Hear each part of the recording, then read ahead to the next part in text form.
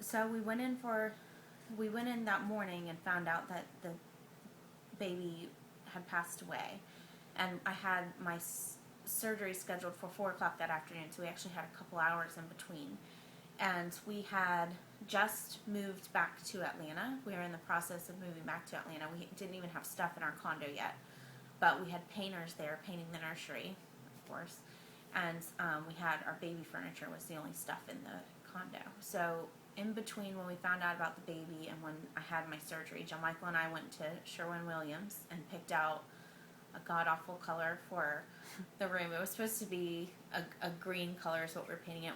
We picked out just some random yellow color and didn't really think much about it. And when I was in surgery, my dad and uncle went to the condo and got all the baby furniture so we didn't have to see it.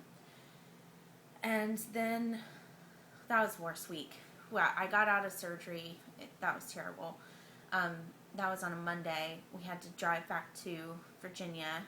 We lived on the Tennessee-Virginia state line, so I switched Virginia or Tennessee. But we drove back to Virginia on Tuesday morning. We had to pack our entire house on Wednesday. Our movers came on Thursday. Thank God for my parents, because they came up and packed us, because I was supposedly supposed to be on bed rest because of my surgery. And then movers came Thursday. We moved back to Atlanta on Friday. So it was just kind of a whirlwind, and John Michael was having to work the entire time. So after that first DNC, you had multiple DNCs. Yeah, I ended up having to have a second DNC about 6 weeks later. It's customary for doctors to do DNCs blind, and I actually was put very heavily under anesthesia because I was so far along, and they did the surgery blind. That means no camera, and apparently they didn't get everything. And so when John Michael wanted to start trying again pretty soon thereafter, once I was all healed. And so we actually thought that I was pregnant, because 6 weeks went by and I never got my period. Did your doctor give you the okay to try again? No. Oh, sorry. But we weren't actively trying, but it could have happened. Yeah. We get you. So we like each other. And scene. So we actually took a pregnancy test, and it came back positive. Because if you take a pregnancy test, my body still thought I was pregnant. Because that first DNC hadn't been it done. It didn't have everything out, and so we got a positive pregnancy test. And did you get excited? Yeah. Well,